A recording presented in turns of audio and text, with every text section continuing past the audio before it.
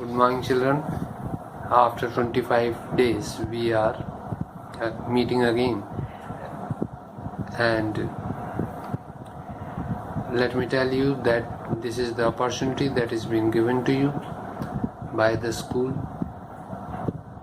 to acquaint yourself with the syllabus and to proceed with the teaching that is going on by the mode of online teaching. This is the opportunity that is being given to you in this particular period where everything has come to an stand still position. So let us proceed with the chapter, that is chapter number 5, which we were doing. Yet 2 Indian sociologists are to be covered. One is A.R. Desai and the other is Srinivas. So let us start with A.R. Desai. Akshay Raman Lal Desai. A.R. Desai, 1915-1940. A.R. Desai was born in 1915. His early education was held in Baroda, then in Surat and Bombay.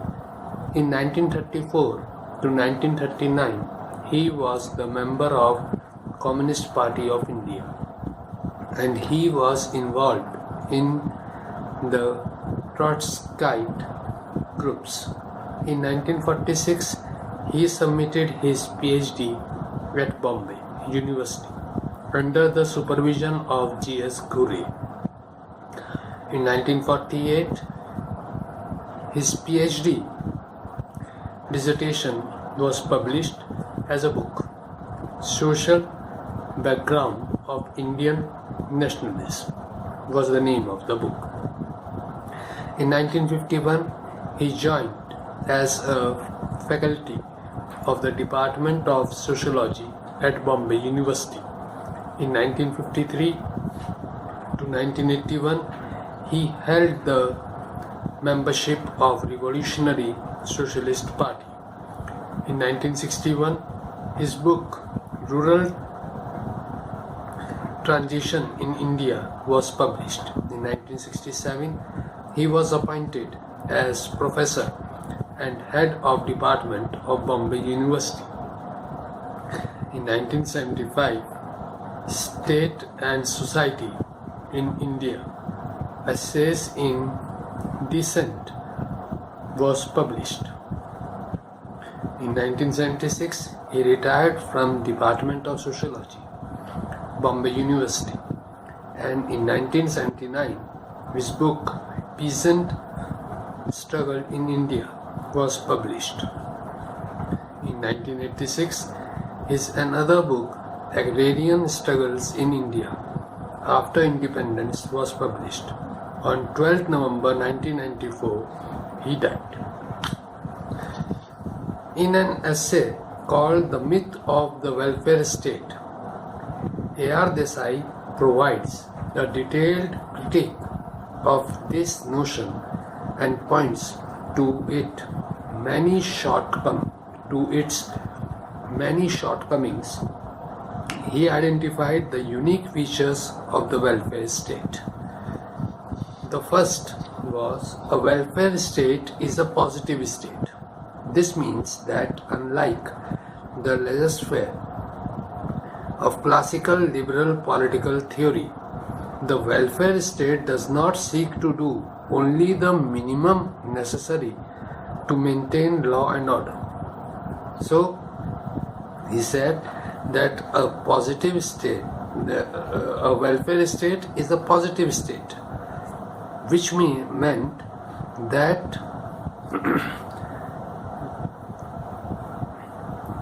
the state does not seek to do only the minimum necessary to maintain law and order, but some other things also. The second point was a welfare state is a democratic state. Democracy was considered as essential condition for the emergence of welfare state. So according to A.R. Desai, democracy is the best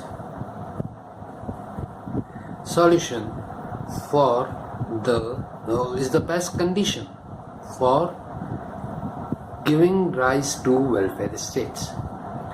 Third, a welfare state involves a mixed economy. A mixed economy means an economy where both private capitalist enterprises and state or publicly owned enterprises coexist. So this is the point that he stressed on, that in a welfare state, mixed economic system is followed, where both the private as well as the public, that is state-owned enterprises, will exist. The welfare state is an interventionist state and actively uses its considerable powers to design and implement social policies for the betterment of society. So, the state which intervenes in the social development of the society by the help of social policies is called a welfare state. In a welfare state, formal democratic institutions, especially multi-party elections, were thought to be a defining feature of the welfare state.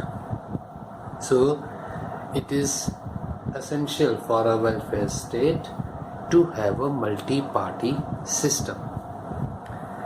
Then a welfare state does not seek to eliminate the capitalist market, nor does it prevent public investment in industry and other fields. The state sector concentrates on basic goods and social infrastructure, while private industry dominates the consumer goods sector. So in a welfare state, the public sector is meant for all those things which are totally meant for the society, that is all the basic goods and social infrastructure. And the private sector or the industries, they produce and distribute the consumer goods.